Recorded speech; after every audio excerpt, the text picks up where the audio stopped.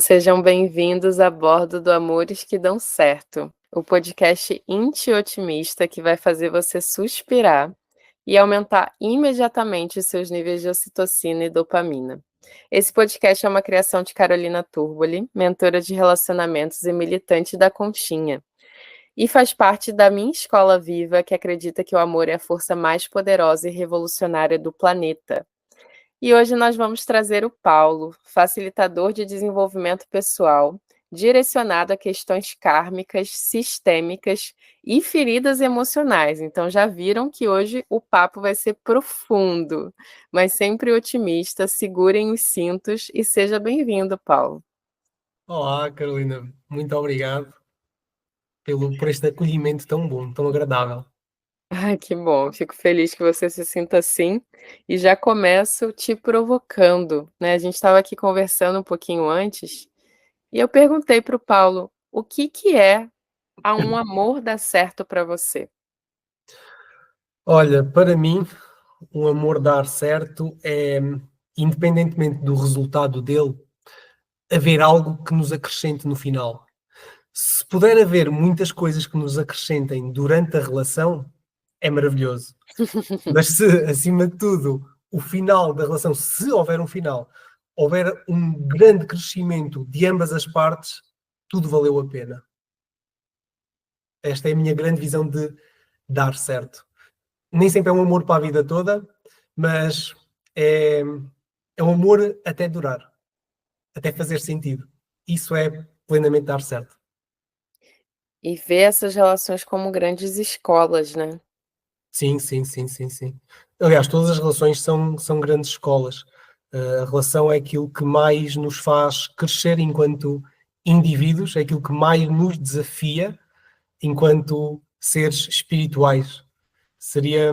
Eu defendo muito isto já há alguns anos. Seria muito fácil eu ser um ser iluminado se vivesse no cimo do Tibete, num mosteiro qualquer, e passasse o dia a meditar. Isso era muito fácil, isso era um Deus quase. Mas não, o desafio está em lidar com as minhas sombras espelhadas nos outros. Aí sim é complicado e há dias bastante desafiantes. Exato, eu sempre falo isso também. Seria muito fácil eu me iluminasse e largasse a vida mundana, né? Quando o grande caminho espiritual, pelo menos no Tantra, tá nos relacionamentos, tá na sexualidade também. E a gente estava falando uma coisa que a gente concorda muito, né? Que todas as relações têm polaridades, e acho que a gente está numa fase onde as relações estão muito despolarizadas, né? Por as pessoas não saberem que lugar ocupar, né? Os homens estão muito confusos, as mulheres estão muito confusas, e isso abrange também as relações homossexuais, como sabemos, né? Porque a gente está falando de polaridade, a gente não está falando de gênero. Mas a gente sabe que as relações heterossexuais estão ainda mais em crise. Então, você, como homem, eu queria te perguntar, por que que você acha que as relações hétero não têm funcionado? O que que tem acontecido nesse encontro entre homens e mulheres? Olha, na minha opinião, e falando acima de tudo por mim, da minha experiência e daquilo que eu observo das pessoas com quem trabalho. Falando do homem, porque tu falas muito bem das mulheres e conheces muito bem esse lado feminino, então vou dar a minha visão mais masculina. Nós homens temos um medo incrível de receber. É um medo que já vem de há tantos séculos, é um medo que vem de um padrão social de que o homem é que tem que dar sempre, é que tem que estar firme e duro e forte e capaz e estar lá e blá blá blá blá blá blá. Pronto. Só por aí, socialmente, já nos comparamos demasiado e muitas vezes sentimos-nos menores, do tipo, epá, eu não consigo atingir este nível. Eu não estou capaz. Eles querem tanto, toda a gente quer tanto, mas eu não estou capaz.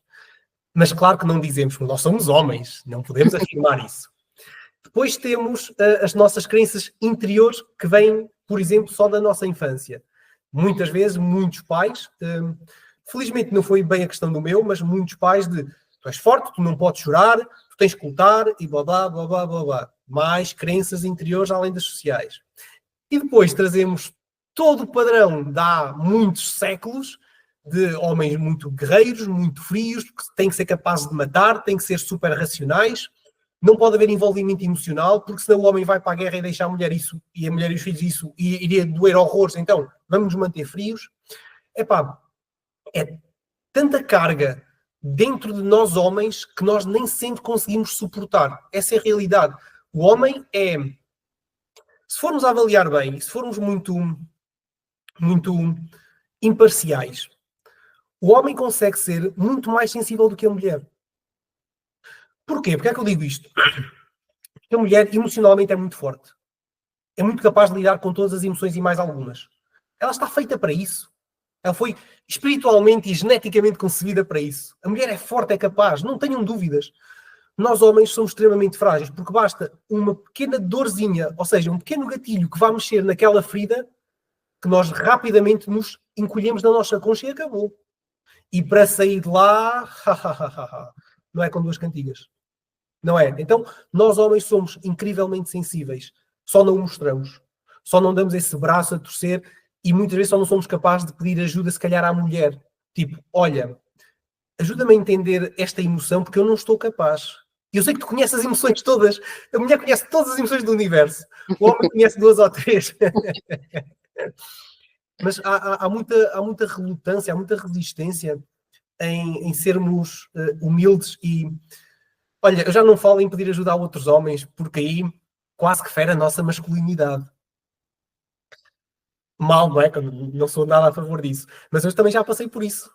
A minha relutância em pedir ajuda, porque eu tinha que ser capaz de fazer tudo sozinho. Tudo e mais alguma coisa. Eu lidava, eu era capaz. Mas é muito importante reconhecermos que, enquanto homens, não somos os maiores. Há outros homens que nos podem ajudar, que já passaram por processos parecidos, e é incrivelmente importante pedirmos auxílio quando não estamos capazes. Mas também às mulheres.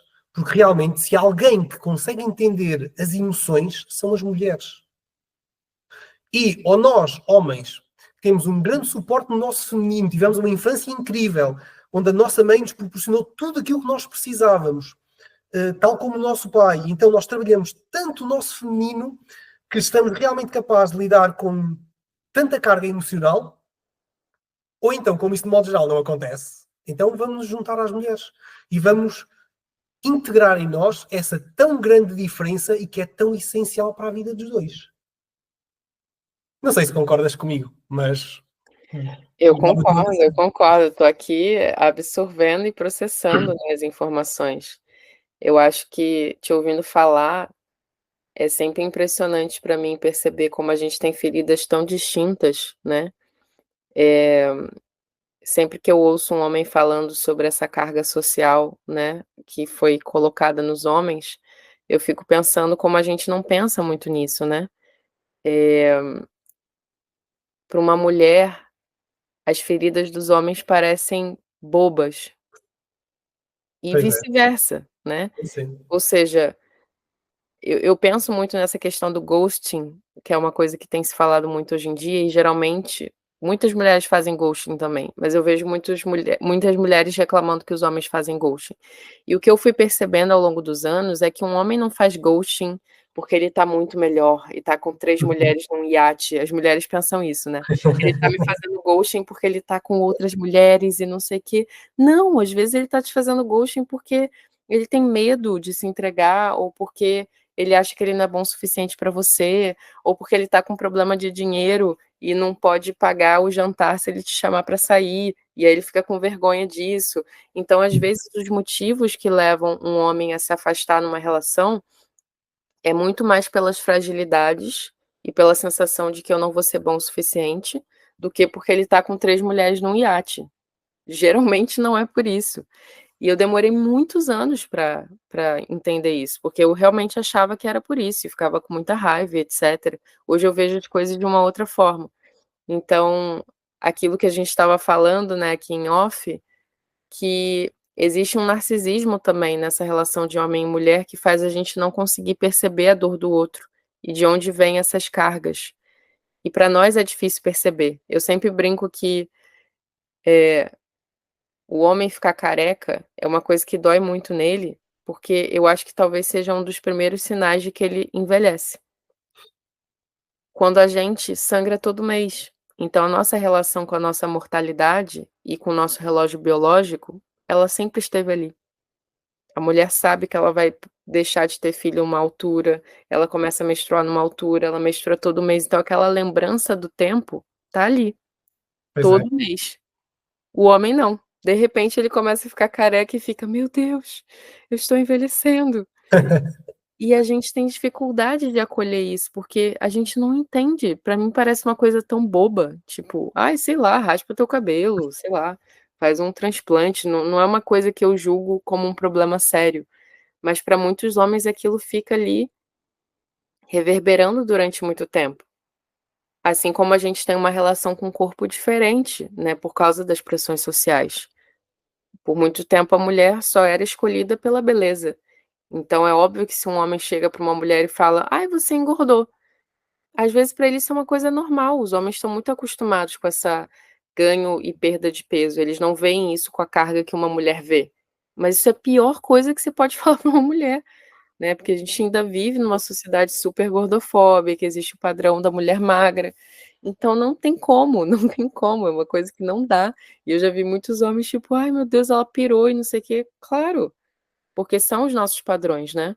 E assim como existe essa ferida para o homem, do dinheiro, né, tipo, do homem sempre querer ser mais rico do que ele é, sempre querer ter um carro melhor do que ele tem, né, sempre querer ter um pênis maior do que ele tem, tipo, são as coisas dos homens, né, faz sentido? São as coisas dos homens. É como se aquilo que falaste em relação à idade é muito real, porque de algum modo eu diria que nós homens, quando nos apercebemos que a idade está a passar, vêm essas feridas ao de cima da nossa masculinidade de calma, se calhar a partir de agora eu vou deixar de ser tão capaz. Se calhar a partir de agora eu vou ser mais fraco. Se calhar a partir de agora a mulher ou as mulheres vão deixar de olhar para mim. Porque eu, se calhar, deixo de ser tão bonito, ou deixo de ser tão forte, ou deixo de conseguir fazer tantas coisas. Ou ainda, então vamos mais fundo, e na sexualidade, agora vai-me afetar mais. Uhum, Calma, ela não vai querer ter mais nada comigo, porque eu não vou ser capaz de dar tudo o que ela merece e tudo o que ela quer e tudo o que ela precisa. Isto mexe tanto com a nossa masculinidade que as mulheres não têm a noção do quão conseguimos entrar numa bola de neve autodestrutiva e autossabotadora.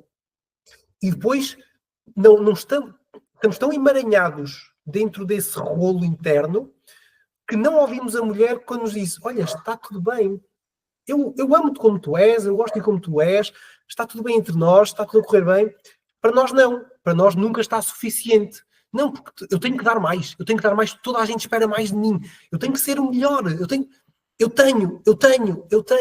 E esse eu tenho vai-nos corroendo e vai-nos, aos poucos, afastando de nós mesmos e afastando das mulheres. Porque antes que elas nos rejeitem, vamos nos rejeitar. Porque esta nossa ferida depois de rejeição que vem dos nossos pais, que nós tanto quisemos agradar ao nosso pai, que nós queríamos ser um homem como ele. E nós nem sempre entendemos, independentemente dele ser um pai incrível ou não. Não importa. Todo menino quer ser igual ao pai. Ponto final. Está no seu inconsciente. Nas tribos, eram os pais que levavam os seus filhos e tornavam-nos homens. Então nós queremos ser homens como os nossos pais. E dentro de nós, nunca vamos ser suficientes. E a realidade é essa, nós nunca vamos ser igual ao nosso pai. E ainda bem, porque o nosso pai é o nosso pai e vai estar sempre lá no alto. Mas nós não vemos dessa forma, nós queremos ser iguais, então nós cobramos-nos e exigimos-nos. E vamos-nos, eu uso muito esta palavra, vamos-nos destruindo. Eu noto isso, nós vamos destruindo aos bocadinhos. E depois, até colocarmos um ponto final nisso e voltarmos a reconstruir-nos, a regenerar-nos, leva tempo. E dói. É preciso estarmos dispostos a mexer, por exemplo, nessa grande ferida de rejeição que nós temos. De autorrejeição. Porque nós autorrejeitamos muitas vezes. Não estamos capazes de olhar para nós, de encarar as nossas grandes sombras. Estavas a falar há bocadinho das mulheres nem sempre entendem estas feridas dos homens. Eu acredito que a mulher não entende esta autorrejeição, mas, por exemplo, a mulher entende a autorrejeição que traz da sua mãe. Porque ela sentiu a exigência da mãe e queria ser o que na cabeça dela a mãe esperava dela. E aí a mulher entende que fez tudo para agradar a mãe, que fez tudo para ser uma mãe para o marido ou para o namorado. E em parte esqueceu-se que o marido ou namorado não queria uma mãe, queria uma mulher. Mas pronto, isso é outro assunto. Vamos voltar à parte dessas feridas, que nem sempre nos entendemos. Então vamos dar um exemplo de algo que vem dentro de nós há séculos. E não foi assim há tantos séculos. Sempre que os homens iam para a guerra, os homens iam de livre vontade? É pá, se calhar 90% não. Ou 99% não. E como é que os homens iam? Tinham que colocar a máscara de que são fortes e capazes? Como é que estavam por dentro? Arruinados, porque deixavam a mulher, deixavam os filhos, estavam tristes, não podiam afirmar publicamente que não queriam ir, que tinham medo, porque tinham medo, não eram capazes de o fazer. Mas iam, e o que é que as mulheres pensavam? Não, ele é capaz, ele vai voltar, etc, etc, etc. Como é que a mulher ficava? Triste, com tudo às costas, tinha que ser a mãe e o pai, tinha que cuidar de tudo, e esperava que o marido voltasse bem. Para, em dois polos, de duas cargas diferentes que cada um assumia. E cada um só consegue ver a própria carga, porque eu duvido que a maioria das mulheres entendesse que o homem tinha medo, porque ele também não lhes mostrava. E ele estava em pânico, porque podia morrer. E a mulher também não mostrava ao homem que estava em pânico de ficar sozinha, de lidar com essa dor, de lidar com os filhos, de lidar com tudo sozinha. E como nenhum dos dois tinha a coragem de se fragilizar para o outro, guardavam essas dores para si. E isso continua a repercutir-se nos momentos atuais. Continuamos com toda essa carga kármica de há tantos e tantos séculos, agora projetadas numa outra forma de estar na vida. Porque a vida, felizmente, está diferente. Mas a carga está lá. Os medos estão lá. A falta de coragem de assumirmos essas sombras está lá. Pá, e o que eu digo mais às minhas clientes, né, que trabalho mais com mulheres, é que eu admiro a coragem de querer mergulhar lá dentro. Porquê? Porque eu vejo a coragem que eu tenho tido para comigo ao longo dos anos de mergulhar dentro de mim. Isso tem doído. Isso tem doído. Então eu consigo perceber a coragem que é necessário ter. E daí eu, neste momento, conseguir não julgar quem não tem essa coragem. Porque leva tempo. Porque não é de um dia para o outro que dizemos, não, eu vou mexer nesta minha maior ferida de todas. Opa, porra, dói de caraças. E eu entendo não haver essa coragem e ser necessário haver muito tempo para isso. Eu ainda no outro dia, não foi esta semana, estava a falar com uma senhora que vive uma relação completamente destrutiva, onde para ela é muito normal o marido a tratar mal, ela não trabalhar porque o marido é que é o provedor de tudo na casa, mas apesar dela não trabalhar, ela também não cuida de si. São quase as filhas que mandam nela porque não a deixam divorciar-se do pai, porque é uma cena horrível e antissocial, ainda se vê isso. A família, dentro da família, ela vê como sendo perfeitamente natural os homens mandarem nas mulheres e maltratarem as mulheres. Ou seja, há todo um padrão sistémico naquela família destas crenças de há tantos séculos de que homens podem bater, porque os homens é que mandam, porque os homens é que são provedores, e ponto final. Há todo esse patriarcado ainda. E quando eu falava com a mulher e tentava mostrar o outro lado e a coragem que ela precisava de ter, ela só dizia, eu não posso ficar sozinha. Ninguém vai cuidar de mim, ninguém vai gostar de mim, vão todos julgar-me o que será feito de mim. Eu não sei fazer nada, eu nunca trabalhei. O que é que eu vou fazer? Percebes como isto é profundo e grave? Além disso, vamos mexer já naquela questão do Bert Hellinger que nos trouxe de que tudo o que o ser humano quer é pertencer a algo. E é verdade. Nós temos mais medo de não pertencer do que de morrer. Porque nas tribos antigas, quem não pertencesse, garantidamente que ia morrer. Porque estava posto fora da tribo, qualquer animal o caçava e matava. Então nós precisamos de pertencer. E aquela mulher precisa de pertencer àquela família, mesmo sendo maltratada. Emocionalmente, fisicamente, seja como for. É mais fácil aguentar a dor física e emocional do que a dor de não pertencer. E traduzir isto para aquilo que estávamos a falar das relações de homens e mulheres. Nós, homens, também no fundo queremos pertencer de alguma maneira. Mesmo que para isso ainda nos castremos, ainda não nos consigamos expor emocionalmente, Preferimos pertencer do que dizer eu sinto que não sou capaz, eu sinto que não mereço, eu sinto que não mereço uma mulher como tu, eu sinto que não sou capaz de ser o homem que tu queres. Pá, isto dói. E é preciso muita coragem para mexer nisto. E muitas vezes é justamente esse o ponto, né. E é claro que eu sempre brinco que seria muito fácil se a gente estivesse falando de uma pessoa ferida e uma pessoa que não tá ferida, mas é uma pessoa ferida e outra pessoa ferida, né. Sim. Então é essa conversa entre feridas. Então quando um homem diz isso para uma mulher, e eu já ouvi isso muitas vezes na minha vida, né, de: "Eu sinto que eu não mereço uma mulher como você", ou "Eu sinto que eu não sou bom o suficiente para você", se eu tô na minha ferida de não merecimento ou de abandono, eu sequer vou acreditar que é verdade o que ele tá dizendo. Hoje eu já consigo receber isso e concordo, muitas vezes. E me pergunto: "Por que que então eu também tô nessa relação?" Se eu sei que estamos em níveis diferentes de consciência ou seja lá do que for.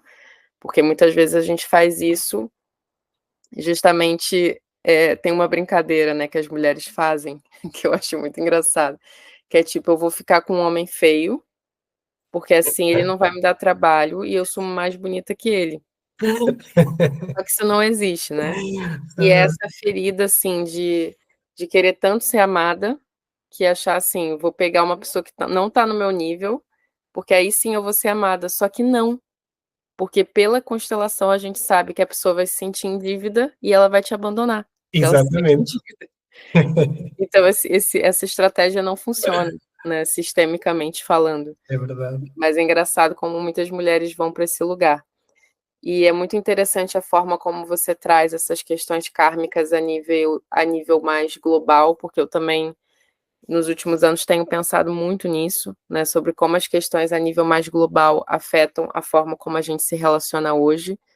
E nesse exemplo que você trouxe da sua cliente, eu vejo que eu sou a primeira geração na minha família de mulheres que estão ganhando o próprio dinheiro. A minha mãe parou de trabalhar para cuidar de mim, a minha avó nunca teve emprego e por aí vai, né. Então eu sou a primeira geração de mulheres que tem dinheiro e isso traz culpa, traz medo, e que não casou e que não teve filho, né. Todas as mulheres da minha família na minha idade já eram casadas, já tinham filho e não trabalhavam. E eu tô fazendo tudo o contrário, né, do que elas fizeram. E é óbvio que isso traz aquela carga sistêmica, né, da consciência pesada por estar fazendo Sim, sim. diferente. Mas eu queria te perguntar sobre porque eu sei que você trabalha com vidas passadas e com hipnose, etcétera. Você acredita ou de que maneira as questões kármicas individuais, né, os karmas que eu tive nas minhas outras vidas, atrapalham a gente no amor nessa vida atual? E como que a gente resolve isso? Olha, nós facilmente temos nossos pactos de almas, não é? Chamamos relações kármicas, chamamos relações de amor, seja o que for. Eu acredito que tudo é amor, apenas está em desequilíbrio. Mas não há nada que não seja amor. Tudo, todos nós. Há sempre um grau de amor. Até nas relações kármicas há um grau de amor. Ou seja, espiritualmente, aconteceu alguma coisa, alguns em vidas, que não correu bem, e nós espiritualmente, como temos uma consciência mais expandida, dizemos, olha, vamos nos cruzar outra vez. Epá, eu sei que fiz merda. Epá, mas desta vez eu prometo fazer diferente. Dás-me essa oportunidade. E a outra pessoa provavelmente vai dizer, olha, eu também sei que fiz cagada, mas ok, vamos ter mais uma oportunidade e ver se nos reequilibramos desta vez. Está bem, então vamos embora. E reencontramos-nos cá. E, de modo geral, quando é um reencontro de almas, que eu acredito que é sempre, mas quando são questões mais profundas, nós sentimos que já conhecemos aquela pessoa. Há sempre aquele clique de calma, eu conheço aquele olhar, eu conheço aquele sorriso, ou eu conheço aquele abraço. Eu conheço. De onde? Não sei, mas dentro de mim eu reconheço. E o início é tudo muito bom. Temos a fase da paixão, não é? Toda a libertação hormonal, mas tirando essa parte mais fisiológica, é tudo muito bom, porquê? Porque reconhecemos a lembrança do passado. Okay? Algo dentro de nós sabe que já foi bom. Alguns, nem tenha sido uns dias, mas já foi. A questão é, quando o karma que nós trazemos e que dizemos que nesta vida vamos resolver, começa a vir ao de cima. onde o padrão que da outra vez não correu bem se vai repetir agora. E agora? Estás capaz de resolver? Opa, se não houve um trabalho emocional, até lá eu duvido que seja capaz de resolver. Porque todos os nossos karmas vão ser espelhados nas nossas feridas emocionais da nossa infância. Todos eles. Então, se não foi resolvido e se atraímos uma família que fez, por amor, despertar todos esses gatilhos emocionais, então não vai correr bem outra vez. A menos que, ei, calma, eu não quero isto para mim. E então essa parte da autoconsciência de que eu quero diferente, mesmo que não saiba porquê, mas eu quero diferente, e começamos a trabalhar, então aí sim, aí podemos pegar numa relação que era kármica, de muito peso, e transformá-la em algo bom. E tal como eu falei numa live há uns dias atrás, não tem que ser a alma gêmea perfeita do amor infinito, incondicional e etc. Porque estamos numa vida humana. Esqueçam o amor incondicional. Esqueçam. Há dualidade no planeta Terra. Se há dualidade, não há algo incondicional ainda. Porque temos que viver esta dualidade. Esta é a minha visão. Há sempre a luz e a sombra. E se nós ainda não estamos dentro de nós a vibrar numa plenitude de aceitação e de integração total das nossas sombras, como é que nós vamos amar incondicionalmente alguém se ainda não o fazemos connosco? Então, esqueçam isso. E também não interessa. Não temos que amar incondicionalmente. Ok? Não somos Jesus, não somos Buda. Esqueçam isso. Vamos viver a vida humana, que é tão incrível para viver. Com tanta emoção e tanta coisa boa para viver. Então vamos aproveitar o que aquele espelho daquela pessoa, aquela dor, tem para nos acrescentar. E vamos crescendo aos poucos, passo a passo. E se calhar uma relação que não tem que ser aquele amor exacerbado, se calhar é um amor extremamente bom. E se calhar é uma paixão extremamente boa. E conseguimos fazer uma construção diária de uma relação maravilhosa. E chegamos à velhice e olhamos para trás e pensamos: uau, valeu a pena. Valeu a pena as zangas que tivemos, valeu a pena todo o stress, valeu a pena os momentos onde chorámos juntos, valeu a pena o tesão, valeu a pena tudo. Ok, então desta vez, obrigado, valeu a pena, estivemos em equilíbrio, que bom. Pá, e então partimos desta vida com uma consciência de gratidão, de bem-estar, que nada compensa isso. E não interessa que nome dás a essa relação. É uma relação, é um crescimento, é a relação que valeu a pena. É a relação que deu frutos. E isso é transformar algo kármico e pesado, onde há medos e culpas, em algo leve, bonito. E isso é desafiante. Mas é muito... está-me a falhar a palavra. Não quero dizer benéfico, mas traz-nos muitos frutos enquanto alma. É verdade, é verdade. E eu estava aqui pensando nessas questões sistêmicas, né? Com certeza isso acontece com você também. Muita gente chega pra gente e, e eu percebo que aquela pessoa ainda carrega muitas dores de outras relações. E independente se ela tá numa relação ou não tá, e eu sempre digo que é preciso fazer essa limpeza, esse perdão, essa purificação das nossas relações anteriores, porque senão a gente sempre vai carregar essas dores para o nosso próximo relacionamento, e não é justo, né, eu jogar numa pessoa nova toda a carga de relações que eu já tive, que é o que a gente vem fazendo, né, tanto homens Sim. quanto mulheres, e com essa coisa das aplicações, as pessoas nem eu digo, nem esperam um cadáver esfriar, né, não querem viver o luto, né, então já partem para outra relação ou para outro flerte, que não seja uma relação, mas elas não se permitem, né, fazer esse balanço interno, se despedir internamente da relação. E muitas vezes, eu falo por mim, né, com a minha Vênus em Caranguejo, muitas vezes eu levei anos para esquecer certas relações. E às vezes eu levei mais tempo para esquecer do que a relação durou. Mas hoje eu tenho esse cuidado de botar um ponto final dentro de mim. E tem uma hora que a gente sente, ok, o emaranhado se desfez.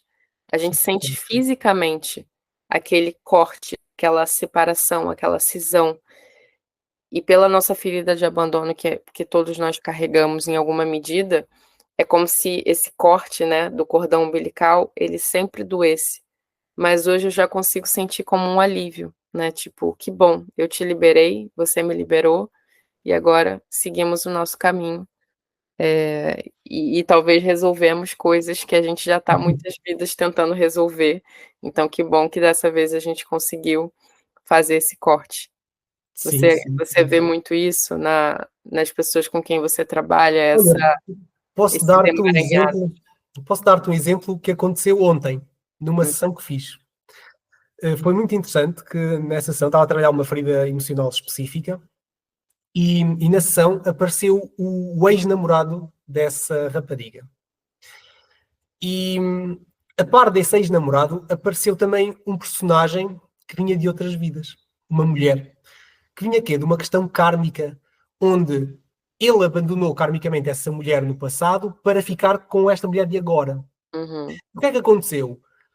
Havia um peso de raiva, de ódio, de que tu não vais ficar com ele porque tu és meu, tão grande, que depois isso foi projetado para a vida atual desta rapariga. E apesar dela já não estar com ele, porque acabaram, claramente aquela raiva e ódio daquela mulher estava a travar a vida dela neste momento. Então foi preciso libertar todo esse emaranhado para que depois, no final da constelação, depois de todo o trabalho familiar que ela fez a nível sistémico, ela olhasse para aquele ex-namorado e dissesse algo do género de: eu lembro-me de ti, foste importante para mim, mas agora estou livre, obrigado. Tão simples quanto isso, ele acrescentou-a em algo, mas finalmente ela sentiu-se completamente livre dele. Finalmente ela estava em paz. Apesar dele já não estar na vida dela há algum tempo. Mas havia todo o peso dele e do outro ser que continuava agarrada, no fundo, a eles. Com a raiva, com o ódio, com a possessão. Por isso nós fazemos tanta carga do passado que nem sempre é só nossa, vem também de outros seres que estão apegados a nós, como falámos em off também, daquelas necessidades de tu tens que ser minha ou não és mais ninguém. Não é? Quantas vezes no passado nós fizemos bruxaria? Quantos de nós que trabalhamos agora com espiritualidade não trabalhámos com magia antes? Quantos de nós não fizemos amarrações, macumbas? Quantos de nós não usamos de forma equivocada o nosso potencial sensitivo? uhum, E agora o que é que temos que fazer? Vimos com karma de espiritualidade. O que é que temos que fazer agora? Resgatar esse feminino. Porque trabalhar com espiritualidade, trabalhar com magia, trabalhar com sensibilidade, é trabalhar o nosso feminino. Então agora todos nós, homens ou mulheres, eu falo por mim homem, eu venho resgatar muita coisa que fiz de forma equivocada com isso. Acredito que tu, Carolina, de certeza também estás a ter o teu resgate. com certeza, com Todos de algum certeza. modo o fazemos. Eu diria que é quase impossível, não há impossíveis, mas é quase impossível alguém que trabalha em espiritualidade agora não ter algo para resgatar da espiritualidade do passado. É como que temos que dar de volta. Algo não correu tão bem como deveria, então vamos dar de volta. Vamos fazer um bocadinho melhor agora. E é Hum. bom, e é maravilhoso isso. É interessante ouvir falar. Eu tenho certeza, né, eu já tive acesso a algumas vidas passadas onde eu usei bruxaria e até vidas que eu tive acesso a uma vida que eu era cartomante. Eu trabalho também com baralho cigano, né, nessa vida, embora eu esteja me dedicando à sexualidade, mas eu fui iniciada em baralho cigano há mais de 10 anos. E nessa vida que eu era cartomante, eu não tinha dom de cartomante. Então eu era só uma, como é que vocês falam aqui? Aldabrão? Maldrabona. Exato, eu era só uma charlatona, Deixa porque eu lá não ter. tinha dom nenhum de ler carta, mas eu lia para sobreviver e tal, e essas coisas, tipo cigana, né. E foi bem interessante ter acesso a essa vida, né, como muitos de nós também já foram charlatões, né, e é por isso que hoje a espiritualidade também é tão tantas pessoas têm desconfiança sobre o Sim, trabalho, sim. e tem que ter mesmo, né, a gente tem que escolher muito bem com quem a gente vai trabalhar as nossas feridas, mas isso também vem aí de muitos anos, de muitas vidas. E te ouvindo falar, e encaminhando, assim, um pouco para o final, eu sempre gosto de, no final dos episódios, perguntar o que que a gente pode fazer, pedir, tipo, um segredo, uma dica, um conselho, um exercício que as pessoas que estão nos ouvindo agora possam fazer. Da minha parte, me vem de trazer uma palavra que, como nós mulheres sofremos muito com essa ferida de abandono, até por esse contexto de guerra que você falou, né, esse medo de ser abandonada pelo seu marido, esse medo de que seu marido morra em combate, ou morra pelas mãos sim, de alguém, né, porque havia sim, muito e ainda há muito essa questão do assassinato dos homens, né, os sim, homens morrem muito por causa disso. Eu acho que a gente traz uma ferida do abandono muito grande, né, e para sim. mim o antídoto do abandono é a confiança, é uma confiança que brota muito profundo dentro da gente, assim, uma confiança de que tudo vai dar certo, uma confiança de que tudo é do jeito que tem que ser, e muitas vezes naquele início relacional, e também falo por mim, porque já senti isso tantas vezes, onde a gente ainda não tem certezas, né, na verdade a gente nunca tem certezas, mas onde a falta de certeza é mais clara, onde a gente está explorando com a pessoa, né, você não vai perguntar num primeiro ou num segundo encontro: "E aí, você vai ficar comigo para sempre?". Então a gente tem que lidar com essa incerteza, a gente tem que tolerar esse período onde a relação é um feto frágil, né, que pode Sim. não vingar a qualquer momento. E hoje me vem muito essa questão de trazer a confiança que se tiver que ser, vai ser, a confiança de que a gente vai conseguir extrair algo de bom nisso, a confiança que se o outro não vê valor em mim, não significa que eu não tenho valor. Isso. Realmente trabalhar essa confiança, que é uma autoconfiança, mas é uma confiança um pouco maior para mim, é uma confiança no universo, é uma confiança na criação. O Bert fala muito sobre isso, né, sobre Sim. confiar no fluxo da vida. E nós mulheres hoje estamos muito controladoras, né, e o controle não permite essa confiança, essa entrega, que é tão importante para o feminino, tanto das mulheres quanto dos homens, mas sexualmente para as mulheres a confiança é o fator principal para que uma mulher consiga se entregar sexualmente e sentir o prazer que ela pode sentir sexualmente. Sem confiança não existe prazer feminino. E aí eu queria perguntar para você, o que que você traz como exercício aqui para quem está nos ouvindo? Alguma coisa talvez mais prática que as pessoas possam fazer para lidar com essas questões kármicas, com essas feridas emocionais que elas trazem das relações, seja dessa vida ou seja de outras vidas? Olha, aquilo que tu falaste, concordo a 100%, ou não tivesse eu o meu sol em Caranguejo, Uhum. hum, e, e não tivesse eu como a minha principal ferida de vida o abandono. Então, sim, todo esse trabalho é perfeitamente importante e eu, apesar de homem, eu sinto isso claramente em mim, essa necessidade de tudo que tu falaste, ok? Extremamente importante. Acrescentaria apenas, também dentro de todo o trabalho que eu tenho feito comigo e que sugiro para os outros, a simples palavra do acolhimento. Acolhimento a nós. Acolhermos-nos porque é normal termos medo, acolhermos-nos porque é normal ainda não termos coragem, acolhermos porque é normal termos raiva daquilo que já aconteceu, mesmo que não saibamos de onde vem esta raiva. Pode ser sistémica, vem de outras vidas. Acolhermos esta insegurança, acolhermos este ciúme, enfim, acolher cada partícula da nossa sombra. Porque é neste trabalho diário de acolher aquela emoção que do nada vem ao de cima, que aos poucos vamos nos tornando mais inteiros. E à medida que nos vamos tornando mais inteiros, vamos conseguir olhar para o outro também de uma forma, como tu dizes, mais elevada. Porque vamos ter mais confiança.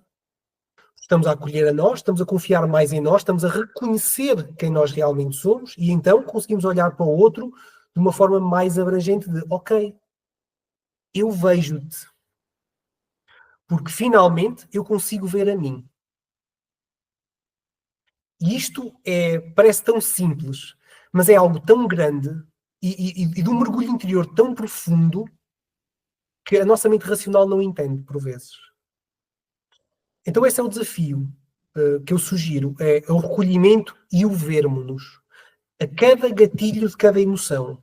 Parar, respirar fundo e não se querer libertar dessa emoção, não se querer ver livre dela, porque nós não crescemos a libertarmos-nos das coisas, nós crescemos a integrar isso para nós, a reconhecer que, ok, isso está em mim, ok, o que é que eu posso fazer de bom com isto? Não é libertar-me da dor, não é libertar-me do stress, da raiva, do ódio. Não, é o que é que eu posso fazer com isto? Esta raiva contida é um fogo interior que nos dá uma energia incrível. Então vamos acolhê-la, vamos aproveitá-la. Não vamos fugir dela ou querer nos ver livre dela. Ela vai nos perseguir constantemente enquanto nos quisermos ver livre dela. Por exemplo, então façam esse trabalho de autoacolhimento, de um autoabraço, de uma autoobservação constante, porque este é um trabalho constante, diário. Esquece, não é no retiro, não é numa terapia, não é num fim de semana de mergulho interior. É toda a vida, todos os dias, a cada emoção que seja gatilhada. Total. Viver nessa autoobservação, né? É o orar e vigiar, e tem muito a ver com ir acolhendo aos poucos. E é um exercício tão simples, mas tão difícil, né? Sim, sim. Então, Principalmente até mesmo para nós que somos terapeutas e que trabalhamos com isso, muitas vezes vem uma coisa e você fica: "Ai, mas isso ainda tá aí". E a gente entra nesse autojulgamento, mas já era para eu estar em outro lugar, já era exato, para eu não estar mais sentindo isso. exato. Eu já devia estar melhor, não é? Eu já devia estar melhor. É. Eu ajudo as pessoas, eu já não devia ter isto. Passei por isto muitas vezes. E se as pessoas souberem que eu me sinto assim? Elas não vão querer trabalhar comigo, elas não vão confiar em mim como terapeuta. O medo da rejeição dos outros, opa, não é? Total. Os outros vão rejeitar-me porque eu, afinal, eu não sou capaz. Uhum. Esquecemos que, calma, afinal eu sou humano. Eu não tenho que ser capaz de tudo, eu sou um ser humano e dou aos outros aquilo que de melhor eu tenho, se eles o quiserem. E cada vez mais eu tenho percebido que quanto mais eu me vulnerabilizo, né, publicamente, assim, nas redes sociais, etcétera, mais as pessoas se aproximam, porque a gente se conecta pela vulnerabilidade. Exato. Elas reconhecem, não é?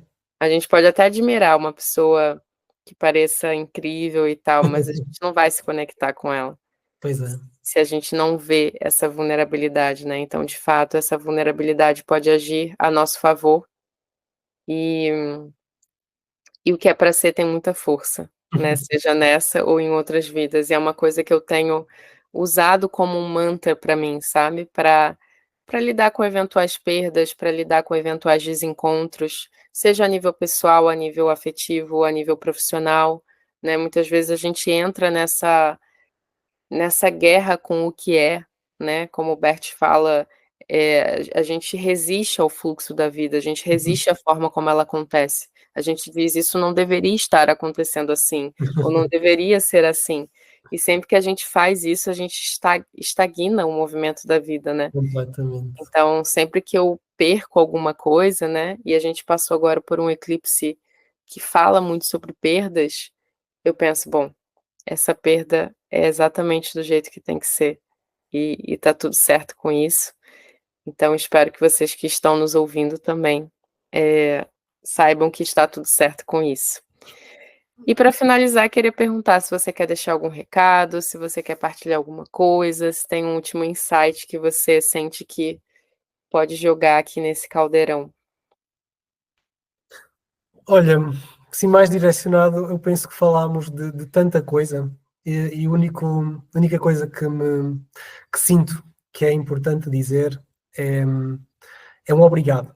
É uma sensação de gratidão para, para comigo mesmo, por estar aqui contigo, para contigo, por estares aí, para com cada pessoa que está a ouvir neste momento estas nossas partilhas e que é importante que sintamos que todos pertencemos. Todos pertencemos a uma família, quer gostemos dela ou não, e todos pertencemos, acima de tudo, a uma grande família universal. Então, não há espaços vazios entre nós. Estamos todos ligados. A minha dor é a tua dor. A tua cura é a minha cura. E se todos pensarmos desta forma e deixarmos um bocadinho o egoísmo de só pensar no meu eu de ego, vamos perceber que, calma, quando esta pessoa que está ao meu lado, à medida que ela cresce e cura as suas feridas, eu cresço com ela. E se olharmos assim, vamos crescer todos muito mais. Eu afirmo isto muitas vezes. Nós, sozinhos, vamos muito rápido, mas juntos vamos muito mais longe. gosto muito de dizer isto muitas vezes a mim mesmo e dizer para as outras pessoas, para não nos esquecermos disso. Porque é muito fácil queremos atingir as nossas metas sozinhos. É realmente incrível e é possível, bem rápido. Mas atingir as nossas metas em parceria e numa visão mais empática e de partilha é muito mais desafiante. Mas atingimos metas que se calhar nunca imaginámos que era possível. E é isto o final que eu quero deixar, numa grande gratidão para com o mundo, basicamente. Arrasou. Gratidão também, gratidão por ter aceitado e gratidão a vocês que estão nos escutando. Muito obrigada por ter assistido o 11º episódio dos Amores que Dão Certo, que tem episódios quinzenais, toda lua nova e toda lua cheia, no YouTube e no Spotify. Sigam o arroba do Paulo Marques, quem está vindo por mim, Paulo Marques, _facilitador.